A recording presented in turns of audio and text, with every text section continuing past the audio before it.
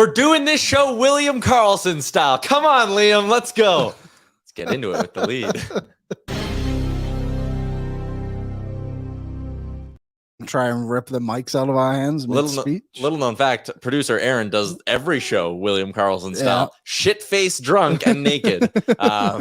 Welcome into Oilers Nation Everyday, live on the Oilers Nation YouTube and live from the Sports Closet Studio. Sports Closet Studio, the exact opposite of being shirtless. They have too many nice shirts. You want to wear all the clothes at Sports Closet. Viperisk is in and says, I get the feeling Ken Holland is going to do something that no one sees coming.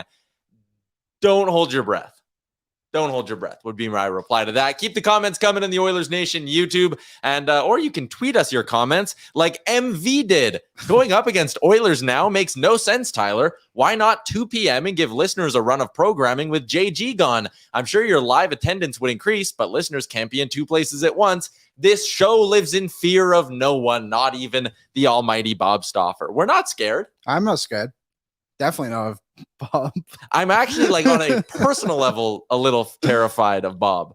But I believe in this show, damn it, and I believe in the internet and broadcasting on it. One day we will get Bob on this show during his own show to show the movement of internet radio. Back when I worked at 1260, we used to have this running joke, myself, Iwanek, and Jameson, that like people would always text into the text line, 10-1260. And send stuff for Stauffer because they'd get confused. Right. So it'd be like, hey, Bob, what do you think of this? And Dave would read them. Bob, right? He would just read them like, hey, Bob, like, and then answer it just like as himself, though. And we always laughed that we would do live listen-ins one day. Like if the station's on its last legs, we'd be like, all right, let's check in with what Bob's doing. And just like pot up a fader and let everyone listen to Bob and then just go right back down. Maybe we'll start doing that. I'll just have Bob show on my phone and be like, I wonder what Bob's talking about, and just hold it up to my mic. We have the technology to advance that far. What I also say to what was the gentleman's name that said that? MV. You can just listen after. Yeah. This is a podcast.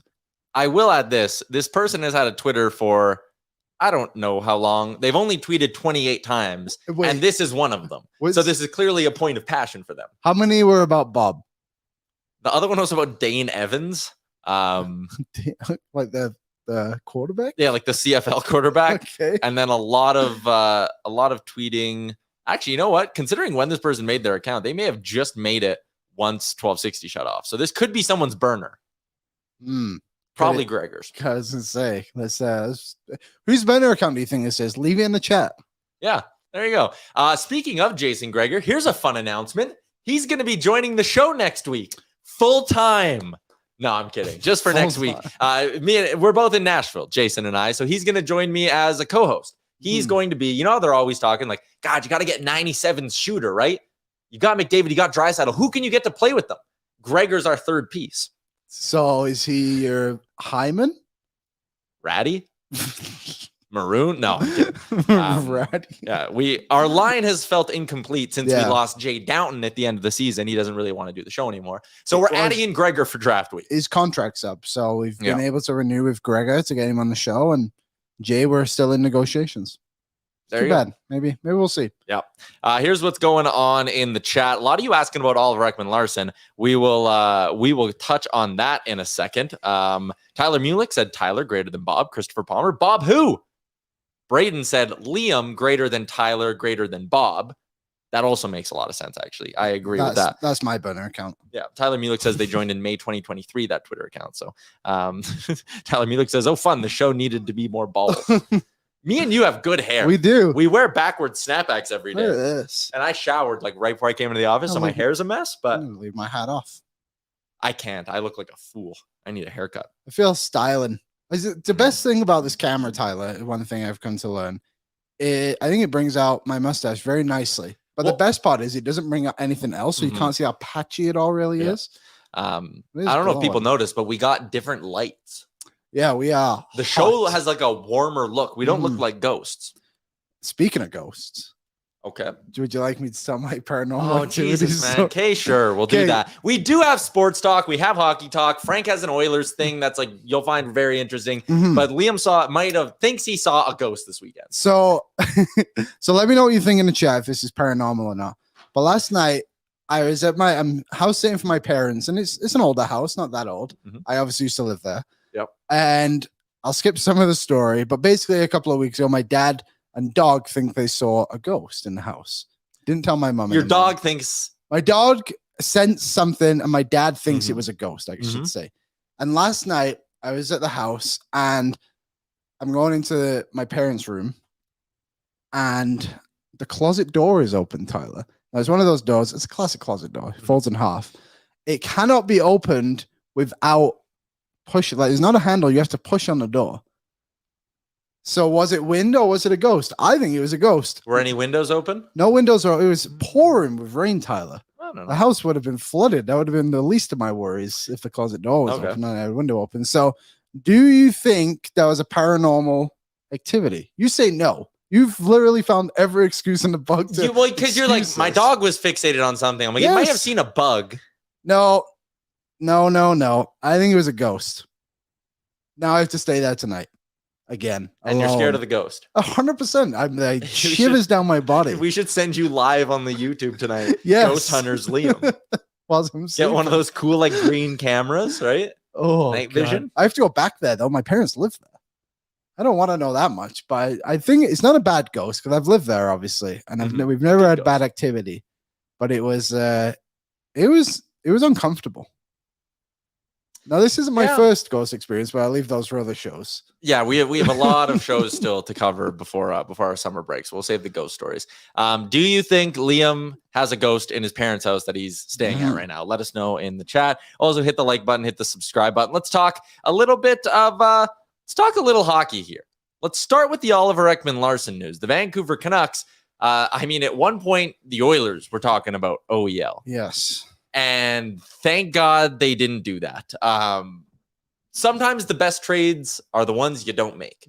Yes. And giving up some sort of a package that, who did the Oilers take in that draft when they took Dylan Guenther?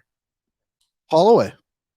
Okay, so if you would have given up the Holloway pick, granted a bunch of dead cap space. Oh, yeah, it was 2021, so it would have been... it was the Xavier Bourgault pick. Even if you would have given up just the Xavier Bourgault pick for Ekman-Larsson and Garland, like at the time, this wasn't insane, right? Because it was basically a first for Ekman-Larsson, a second for Garland, boom, and you got out of 3 bad contracts. The issue is that the Vancouver Canucks never seem to understand who they are. Yes. They didn't need to do this at the time. They locked themselves into cap hell. They should have taken the first-round pick, added a good young piece to their core, spent the money, go spend it in free agency or whatever. Who cares? Use the second-round pick to get out of some contracts if you want. But giving up a top 10 pick for an aging defenseman signed to an insane contract and a middle 6 forward was a poor choice. And now they're sitting here and going, well, we can't just run out the clock on this Ekman-Larsson deal. Why would we do that? Let's extend it for 8 more years. 8 years of dead cap space. The graphic we have doesn't even have enough space to show all the dead cap space. It's hilarious. It's a disaster. Yep. Is what it is from the day the trade was made. Because, Aaron, can you flip the trade back up as well, please? When all those guys they traded had 1 year left in their deals? More or less. It was 1 or 2, I think, in most cases. And I don't think they actually saved any money in the situation because Connor Garland, or maybe that's when Connor Garland was on his entry level and they had to resign him. They did have to resign and give him $4.9 million. Okay, so they maybe saved like 2 or 3 million there. I couldn't, when this trade went down, from a player's perspective, you're like, okay, we got Ekman-Larsson, Connor Garland, short to get rid of Beagle, Rosell, and Eriksson, but imagine where this team would be right now if they were able to actually spend that money at the time in free agency, and they had a Dylan Guenther, and even at Hunter Height is a very good prospect as well, and then obviously a 7th round pick, whatever, but like you said, Vancouver's just one of those teams, and we're kind of talking about it with Calgary right now too. They're just stuck in limbo in the sense of they want to be competitive, but they are just simply not good enough to be competitive. And these teams need to break away from that and just do what maybe not as extreme as Chicago, but just give it up, run your young guys, because Vancouver, you have an Elias Pettersson, a Quinn Hughes. If this trade, they were both there when this trade was made. And it's just because this was a Jim Benning deal, right? Benning deal, yeah. Disastrous. And now to buy him out, I think you got to just suck that up, to be honest. So on one hand, I understand it was a past regime and you're eliminating their mistake, right? But at the same time, if you're the Canucks front office, you made this cap hell problem yourself. You did not need to sign Andrei Kuzmenko to a 5x5 extension. No. You could have actually traded him at the deadline, gotten a nice piece back for him, and then maybe talk to him in the summer, whatever. No, you signed him at the height of his value. Terrible mistake. You get Anthony Beauvillier in that Bo Horvat deal. Okay, maybe that had to happen to make the cap space work, whatever. Why you signed JT Miller to an 8-year extension? Could have moved him for a fantastic package at last year's draft. It's just they keep doing these things to keep their window open. But the problem is their window's open like that much. I was going to say it's got like a crack in it. The window's open because it's broken. There you go. That's a hell of a way to put it. It's a mess. Vancouver is such a mess. And now, okay, you got Ekman Larsson off the books. Boom, you maybe have with your LTIR candidates $12 million. You need to sign a backup goalie. I guess they could bring up Arthur Seelovs.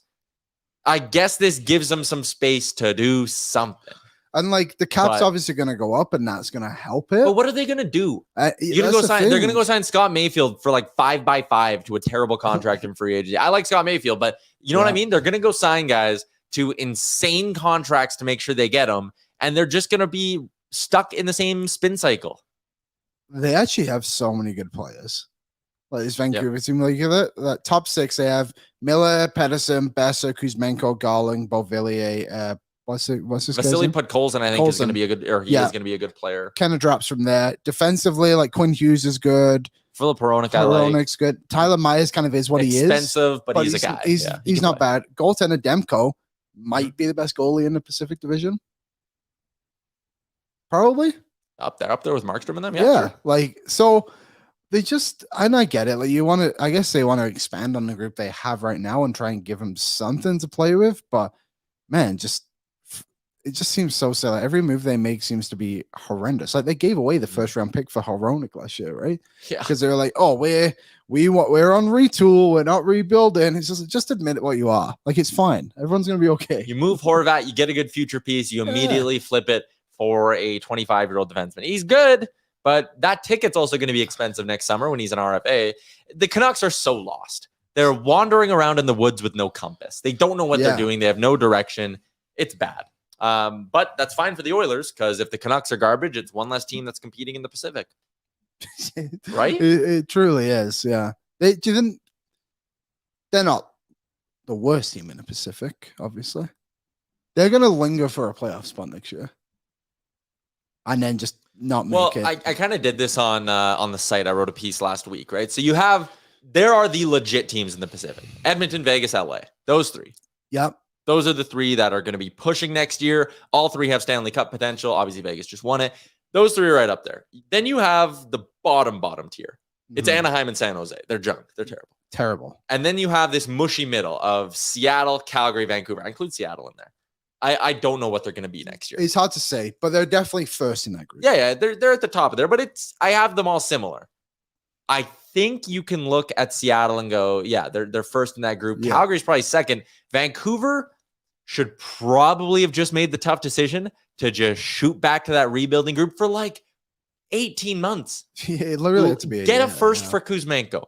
Don't trade Hronik. Trade Miller at last year's draft. Do all of those things, and you're sitting here in a very, very high-powered draft class. You could have had 4 first-round picks. Yeah. Because the thing that people are saying about this draft, too, is the first round is elite. Star power sprinkled everywhere. Basically, there from could 1 be to Pasternaks and whoever. Yeah. After that, it drops off gradually, obviously, like most drafts, obviously. But they have 1 pick in the first 64, I guess. Can't be happening. It's so bad. Then a couple of seconds, 3/4. Like, who cares at that point? But it's just like, man, like, what are you thinking? And you know what the crazy part about this draft is, too? Chris Dahl is from the Vancouver area. Bedard, obviously. Yeah. Matthew Wood, Tanner Mollendijk is from Vancouver. Like, half these guys who are going to be studs are from Vancouver. You could have sold this to the fan. Like, that fan base is smart, man. Yes. They have more like 10 bell fires in that market and big stories because the fan base is on it. They would have bought into that as a rebuild.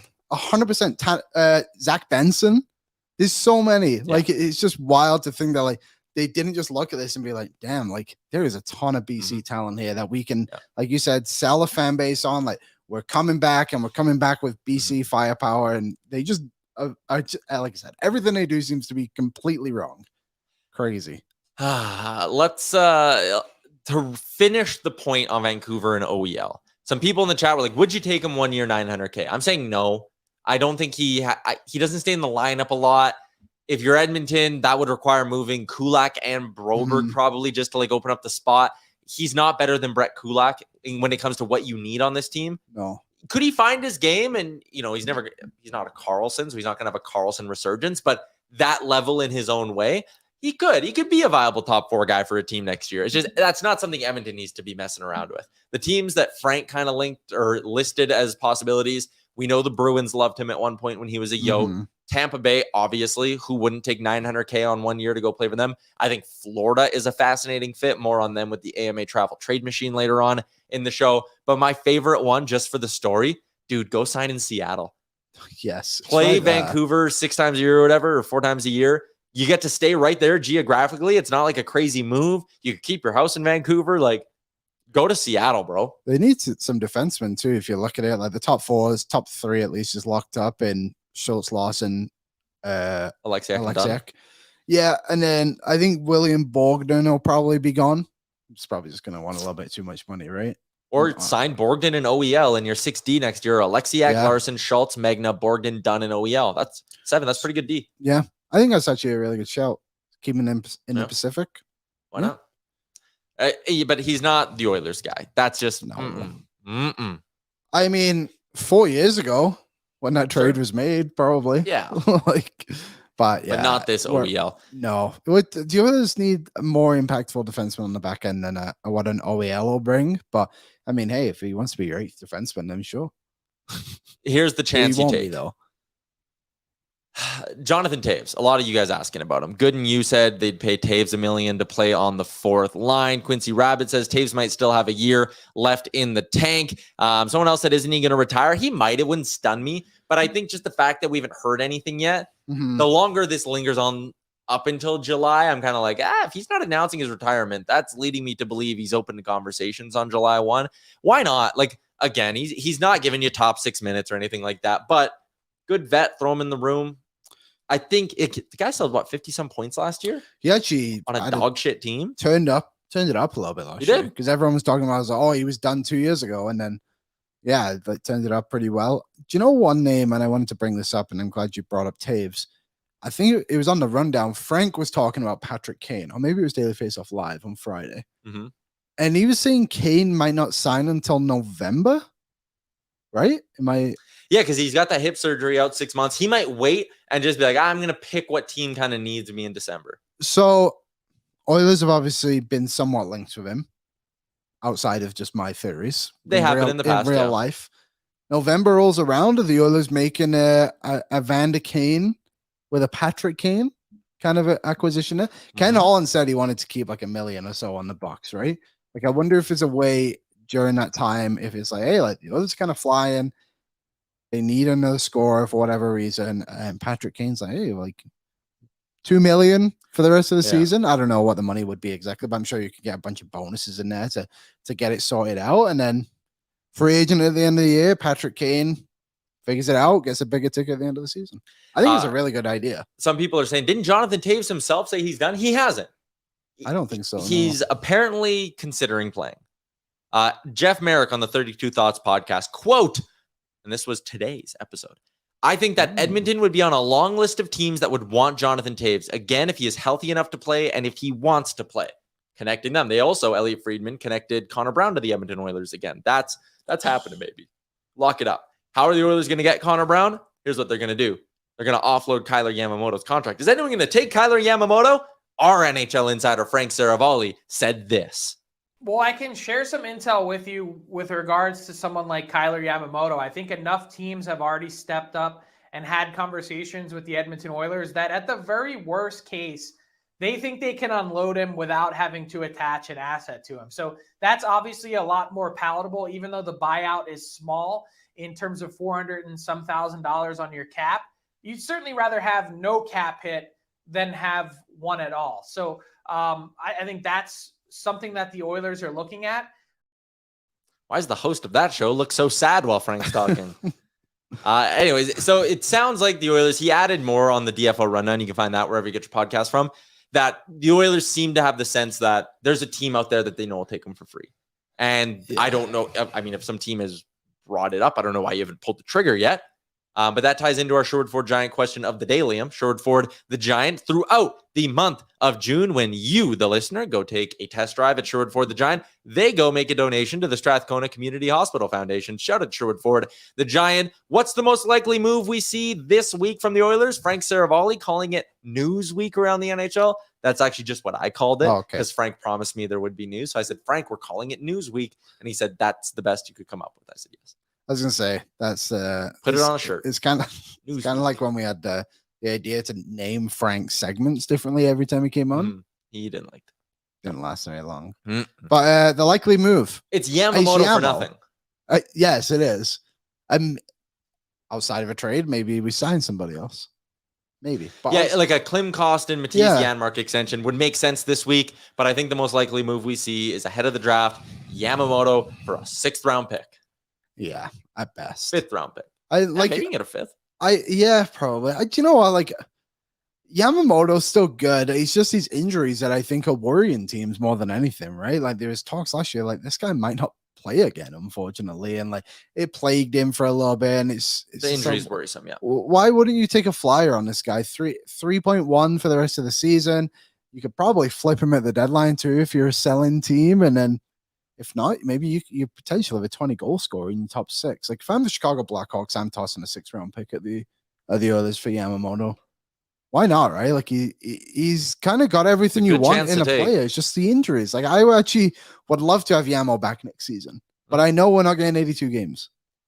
That's the issue. And you can't commit $3.1 million for 20 goals. Yeah. Or a 20 goal pace at 60 games because you know he's going to miss some time. It's unfortunate. I love the guy. It should have worked here. Yeah. 1st round pick, got off to a good start.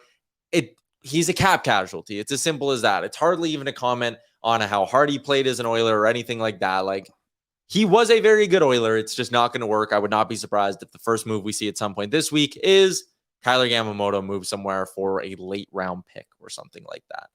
There you go. Some people are saying, they're on the Taves thing.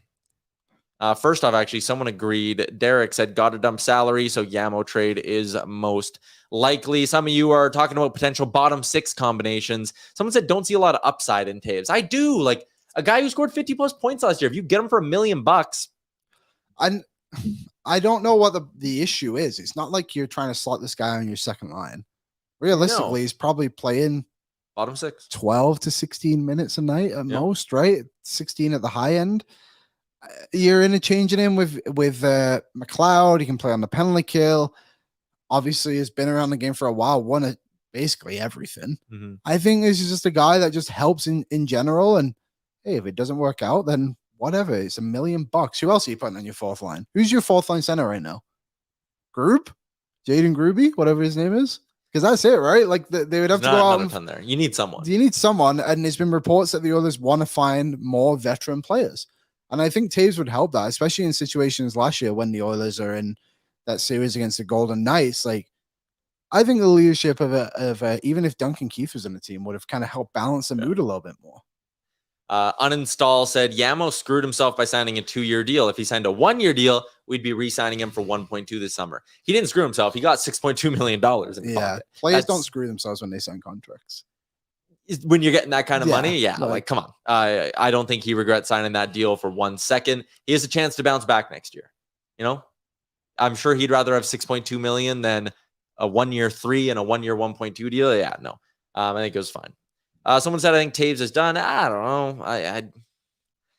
I think he might be motivated to go play once outside of Edmonton or once outside of Chicago, right? Like go have that experience. And I think he probably still wants to win a little bit. So we'll see. The Taves story is one to keep an eye on. The Brown story is one to keep an eye on. It all kind of comes back to Sherwood Ford Giant question. What's our expected first move? It's Yamo. I think it's Yamo being dumped for, someone commented something about IKEA, but then deleted it. I want to know what you're talking about, Mark. Me too. I need to know what's going on with IKEA. I got all my furniture from there and the meatballs. I think it was something about the effect of Ekholm being here. But he said closing. He said IKEA closing affect Ekholm. There's no way IKEA is closing. There's no way. We cannot. Is this where the economy is, Tyler? Oh, no shit. Whoa. No, there's going to be people really upset about this. I'm one of them. I'm one of them. Can you read that for the people? Man, I'm going to have to deal with a very upset girlfriend today.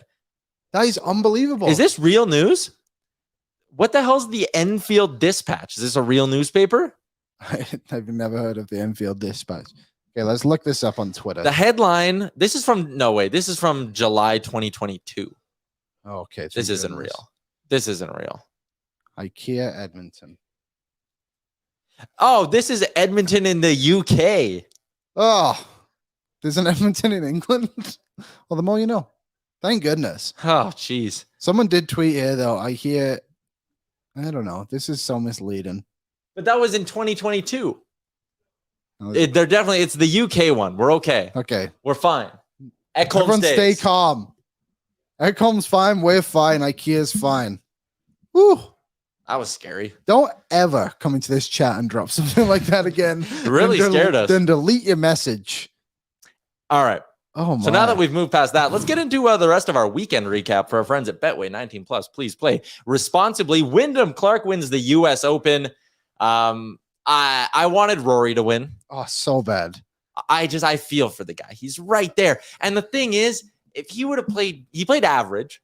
If he would have played good golf on Sunday, that was all his, man. That was his worst round of the 4. Yeah. So what he is. And the amount of putts that are just. I know. How about Ricky Fowler too? Him choking is the most predictable thing in the world. Yeah. And I think the American golf audience loves Ricky because he was America's sweetheart coming up and all that. Because he was the young guy, right? Yeah. Swag, the Puma, all that. I don't have the same love for Ricky Fowler. I kind of like him. I think he kind of looks like a dick. You think so? I don't know. I just always like the idea of these young guys coming in and kind of. But he's old now. He is definitely older now. But I was rooting for Ricky pretty hard. McIlroy pretty hard. Yeah, I was too. And just as soon as on 17, Clark was in the rough and basically chipped into the hole. I was like, okay, that would have been nice if you could have screwed that a little bit. And then on 18, puts one right in the middle of the fairway, and then just launches one 10 feet away from the hole. It was a great win for Wyndham Clark. It was cool to see him get emotional at the end and all of that. That's awesome. Good story. Guy who's been on the tour for a bit. Got his first win a month or 6 weeks ago. Gets a big one. Actually, did you see Harrison English tee off on the Sunday? No. You didn't see this. So he teed off on 1. So he tripled the second hole. Yeah, he had a terrible day. But he absolutely shanked this one into... It was kind of the entrance to the grandstand. There was a ton of people there. And his girl sees the ball land, runs over to it and picks it up.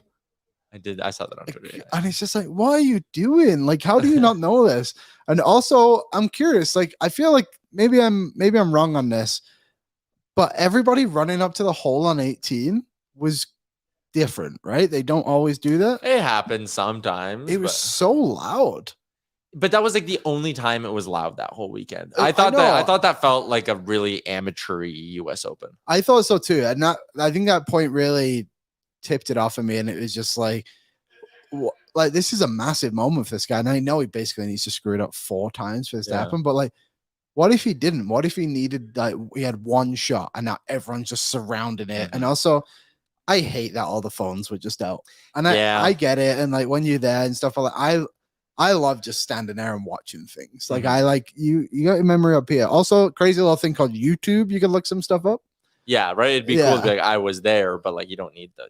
It is kind of different. That's sports live now. That shit happens all the time. So US Open ends. Wyndham Clark. Only one more golf major left. It's the Open. Yes, the best one. Hopefully, Rory's been top 10 6 of the last 7 majors. Man, it's crazy. When is the Open? End of July. Ooh, around the end of July. I will be in England for the Open. You should go.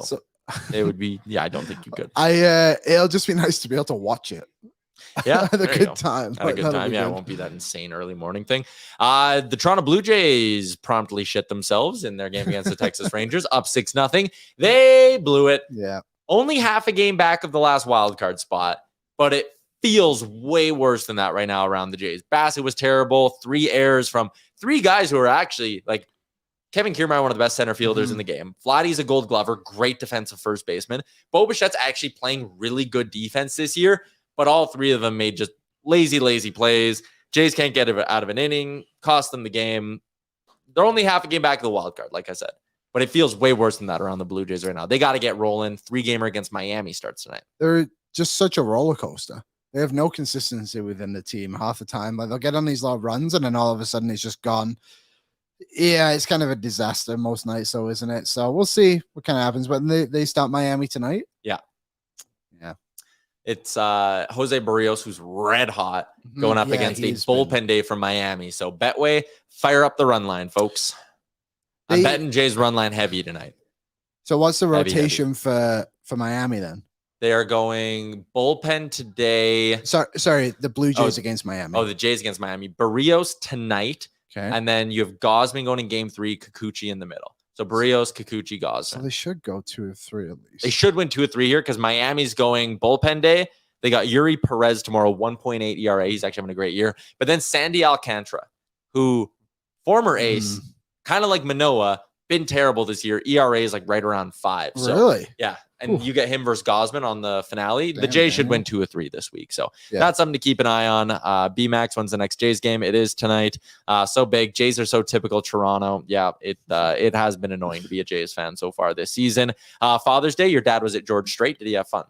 Yeah, that was on Saturday. Went to George Strait. They had a great time. I saw the pic. Yeah, yesterday they were at... You really got screwed out of an invite on this one, hey? Yeah, I can't Your sister went? Yeah, and here I am looking after the haunted house. Like, what a disaster. But yesterday they went to the Mariners versus White Sox, and my dad is a massive Seattle Seahawks fan. Oh. So he has just been sending me a ton of pictures of, like, the stadium, all the merchandise they've bought. Like, they just buy and everything was down there. It's quite funny, but they're having a great time. Did they drive? They drove. Oh, nice. My mom just texted me, finally back in Canada, which is an immigrant is always a little dicey. You never know. See what happens when you get to the border. What's going on up there? Vacuuming. They're vacuuming the Airbnbs on top of us. Yesterday was actually overall a pretty crazy sports day. It was. Well, we also this weekend had the Golden Knights parade. William Karlsson, drunkest human alive. That was kind of funny. That was awesome. On the strip at night, every player tarps off. Love it. I thought it was cool. William Karlsson, I don't think I've ever heard that guy speak.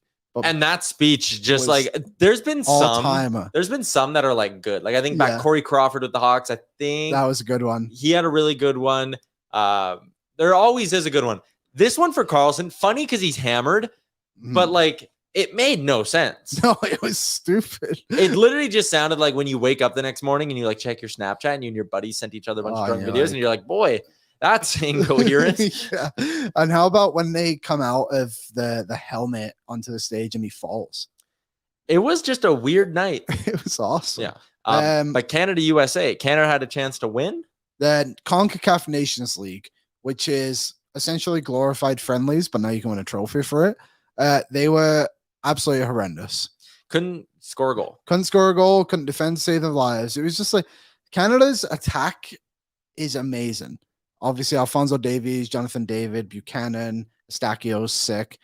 But man, that back line is absolutely atrocious. They're just so slow and they just can't keep up with the pace of the game. And the US have a slight edge because they're just a little bit better defensively than Canada. They're not that much better, but Canada seems to have an issue now is when they get to these big stages of the World Cup and now into this final, they really just shit the pants. And since qualifying for the World Cup, they are like 6-8-1 or something like that. Like they've actually been on a bit of a slide here. So the Gold Cup, I believe, is this summer later on, which is like the European Championships, but for North America.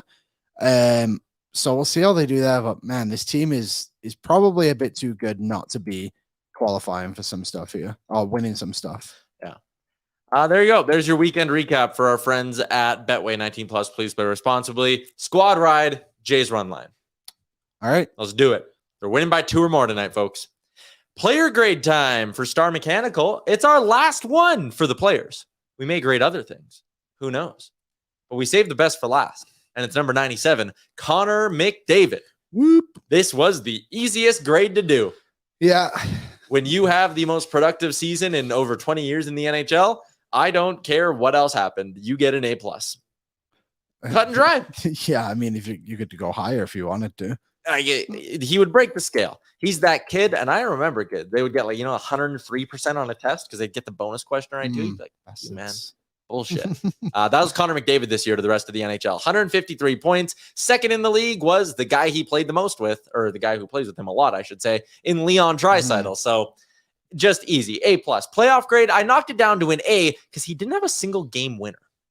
Would have liked to see Connor score a game winner. Yeah, he wasn't regular season Connor in the playoffs. He had a couple games where he took over against Vegas. Against LA, he was quiet for some of that series, though. That one road game he sniped to a sick. He was still unbelievable, but I didn't just want to go A+, A+. At the end of the day, he's the captain. He bears a little bit of the team around him.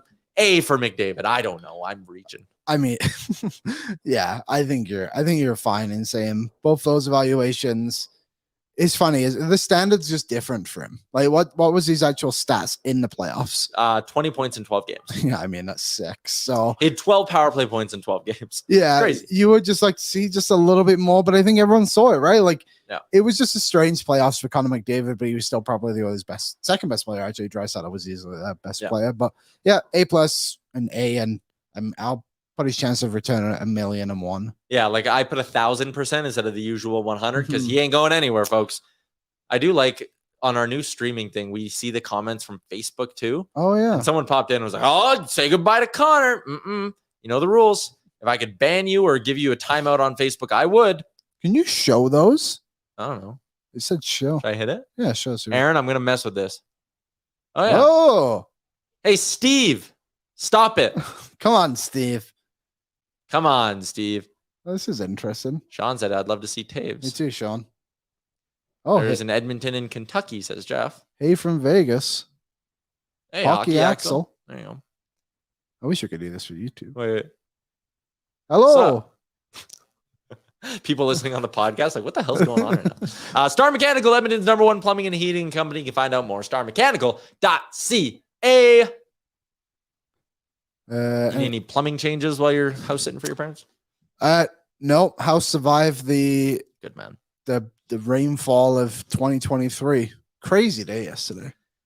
Dude, I can't remember the last time it rained this hard. In England, that happens fairly often. That's most winters. It's just absolutely pouring down with rain. But man, my dog's a bit of a pansy and he won't walk in the rain. So I literally had to walk with a damn umbrella with my dog yesterday to keep him from getting wet. Yeah. Just a disaster for all dogs out there. Tyler Mulick, I don't think liked us flashing up those comments. Why do they get special treatment? I think he's talking about the Facebook people. Yeah. I'm sorry. I actually want to figure out, there might be a way for us to get YouTube on there. The issue is then we can't schedule the broadcast, right? So it gets a little confusing on the back end, but we'd love to try. So yeah, maybe we'll work with that. Surely there's got to be a way. If we're getting these Facebook ones and we schedule it, it would be cool if when we're talking about a comment, I can just be sitting here and firing them up as we go. Yeah, that'd be nice. We'll play around. We've got a long off season ahead.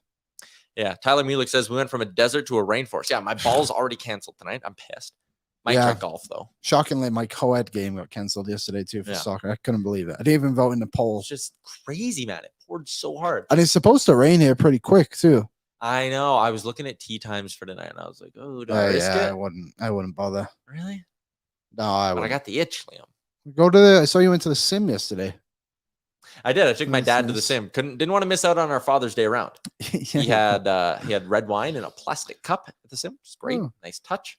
Not very often you have red wine while you go. Not very, very rarely, especially in a glass. I would assume. And did they put it in a solo cup to get the aesthetic? Yeah, it pretty much was. Yeah, it was like a little plastic solo cup. It was hilarious. Yeah, we went, had some fun, shot 9 holes at the sim. There's a sim right around the corner from my house in St. Albert. It's a great spot. How about will you be the Elks game this weekend? I fly to Nashville on Sunday. I wish I would have had Jay Downton, not Jason Gregor. Gregor and I are on the same flight. I'm determined to get him loaded at the airport. Nice. Because the first at Chili's. Yes, because the first thing we do when we land in Nashville is we go straight to a team dinner with Frank. Nice. And you know Frankie treats the boys right. So I want me and Jay pulling into that 9 out of 10. That would be everyone's there. We're at some nice steakhouse, probably wherever Frank has us going for a team dinner. And I want me and Gregor to be buckled. Probably won't happen. But anyways, Jay and them fly out on Monday or Tuesday. Yeah. And then I would have been able to go to the Elks game with the 1260 guys. I am sad. Are you going? Well, it's actually my dad's birthday. You should take him. And my dad loves the Elks. So I think there's a decent chance I might show up. I might see boy Connor Halley for like the second time in person. But I'd love to go. I think it's such a great thing that the Elks have done, right? Like, it's obviously people are paying still to go and stuff, but hopefully they score a point. That'd be good. Did you see they got shut out this weekend? They're embarrassing. They are. I didn't so even bad. include them in the weekend report. I know. I didn't really want to bring it up, but I kind of put it on myself because of the 1260 thing. But boy, oh boy, they stunk the house out. You and I standing on each, if you were on my shoulders and we were wearing a big trench coat, we could quarterback better than Taylor Cornelius. Yes, 100%. Did you actually see? There was one thing that was funny. One of the defensive players on BC was like, "Yeah, there's just so many ways to score points in the CFL. I can't believe the Elks didn't get one. He's got to kick one through the end zone. You would have gotten one. Have to miss a field goal to get a point. Yep. And their kicker is so bad they don't even kick the ball. They can't trust him. It's like, guys, it's game 2. How do you not have a kicker? Do you want me to come? You have a good boot. You think you could? If I gave you like 10 30-yarders, how many do you think you can make? 6. Really? I think I could. I'm quite the master of missing the net on their soccer game. Yeah. So I think I could. I think I could get it high. Yeah, I saw you in that one game. I can launch it pretty good. It's harder than people think, but I think I could. Once I got in a bit of a rhythm, I could get the hang of it.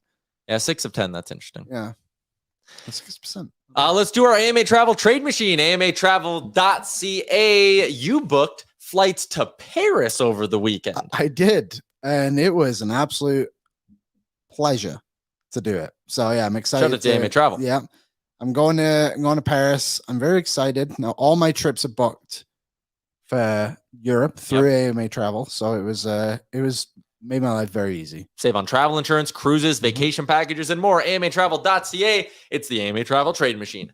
There are some rumblings from certain people in the hockey world. They're saying they wouldn't be surprised if Erik Karlsson ends up in Florida, Liam. That is an interesting one, isn't it? So I plugged that into the AMA Travel Trade Machine, and here's what it spit out. There we go. Erik Karlsson to the Panthers, going back the other way. Sam Reinhart in the final year of his deal. Michael Benning and a 2023 second-round pick, former Sherwood Park Crusader and local boy Michael Benning, going to team up with his brother in San Jose. Here's how this kind of boils down. 11.5 for 4 more years, 33% retained. That's going to bring it right around to like $7 million, right? Mm-hmm. Sam Reinhart seems like a lot to give up, but he's got 1 year left. Who knows? Maybe Florida's sitting there going, "Oh, we might not be able to afford this guy to re-sign him," right? Because we got Kachuk, we got Barkov. We want to bring in Karlsson and upgrade on the blue line, get that legit power play quarterback there. San Jose could sit there. They take Reinhart 1 year at 6.5. Man, if they were to use their last retained salary spot, keep half of him yet, and go cash in that, you're getting a first-round pick and another A-level prospect for a full year of Sam Reinhart, probably at $6.5 million. Never mind with the retained money. So if you're San Jose, you're sitting here going, okay, we'll take on Reinhart. We get a good prospect in Michael Benning, get a second-round pick. We're going to flip Reinhart for a first and a prospect. Boom, we got 4 assets for him. The Benning in the second is to offset the retained money. And that's where I came out on this. I think it's an interesting one. Who says no? Honestly, before these rumors started, I would say Florida says no, but evidently they kind of want Erik Karlsson, which is interesting, I guess.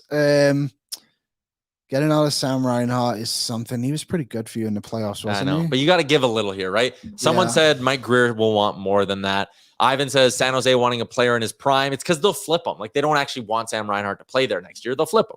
Yeah, and that's kind of the thing that that helps Florida in this deal is the ability to move on from Sam Reinhart.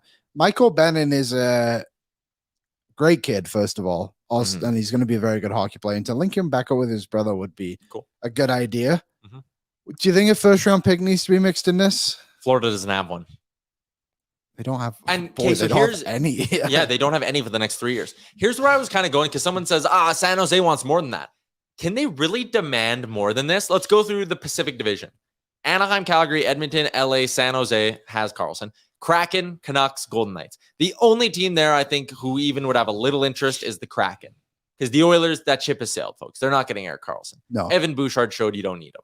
Okay, so the Kraken, there's one team. In the Central, Yotes, Hawks, Avs, Stars, Wild, Preds, Blues, Jets.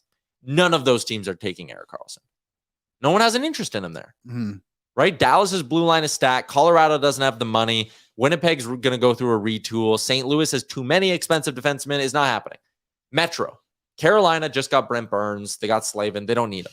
Columbus doesn't need him. Made a couple moves. New Jersey can't afford him. Don't need him. Islanders can't afford him. Rangers don't need him. Have a good blue line. Philly rebuilding. Pittsburgh no money. Washington not a fit. Yeah. Have John Karlsson. Don't need Erik Karlsson. Okay, so we're still stuck on this many teams interested in Erik Karlsson. Just the one. Boston can't afford him. Buffalo, you got Dahlin in power. Don't need to go spend and anchor yourself to Karlsson. Detroit, maybe throw them in the mix. Florida, yes. There's 3. Montreal, no. Ottawa, no. Tampa can't afford him. Toronto can't afford him. So there's 3 teams in the NHL who like even make a little bit of sense for Erik Karlsson, in my opinion. Is he a lefty or a righty? Lefty. Wait. No. He's a righty? Righty. So the right side for Florida would be Ekblad, Brandon Montour, and Erik Karlsson. Maybe you flip one of those guys to the offside. Is it I don't know. It's so interesting. Unless you're trying to cash in on Brandon Montour's value. To be honest, if I was a team, I wouldn't trade for Erik Karlsson.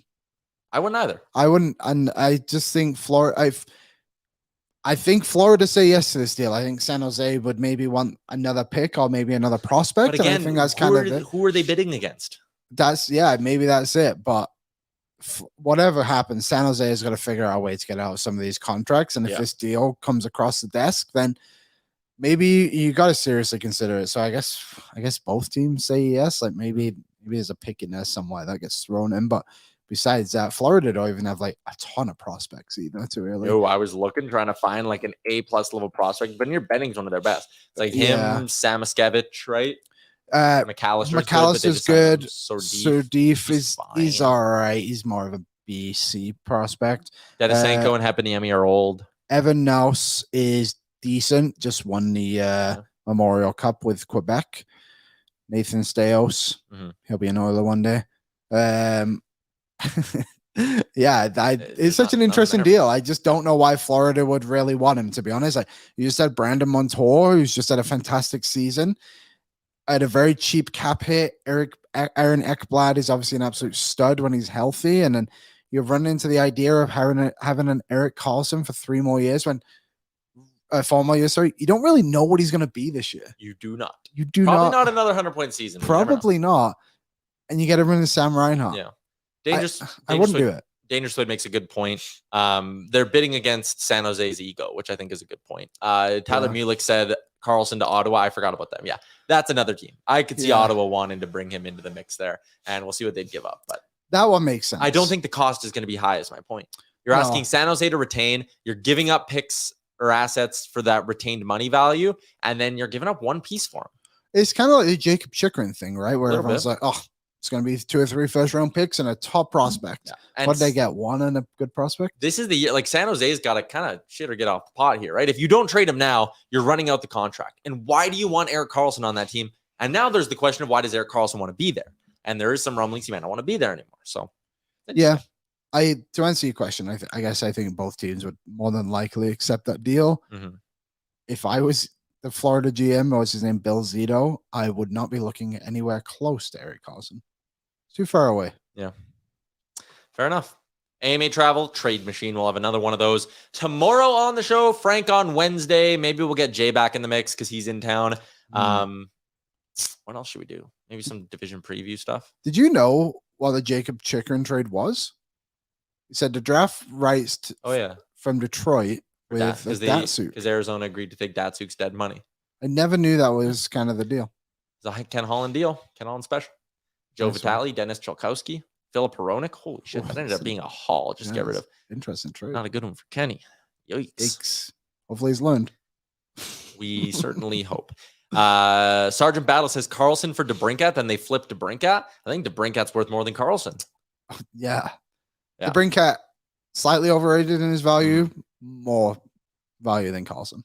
Alex says, why would Karlsson want to go back to Ottawa? Met his wife there, goes back there in the summer still, loves Ottawa, hated the ownership is kind of the vibe, right? Well, new ownership now. There is new ownership. Bingo. Ivan said maybe a couple of picks, Ridley, Grieg, and a roster player. I think that's what you're looking at is the Karlsson return. But maybe we'll ask Frank about this coming up on Wednesday's edition of the show. Tomorrow, new Sherwood Ford Giant offseason question. All that fun stuff coming to you live from the Sports Closet studio. Check them out online, sportscloset.ca. Thanks to everyone who cooperated in the YouTube. We'll try to find a way to get your comments up on the screen. We'll keep working away at that. Until then, keep up the good work. Hit the like button before you go. Hit the subscribe button if you haven't already. And tune in tomorrow, noon Mountain Time, when we once again go head-to-head with Bob Stauffer.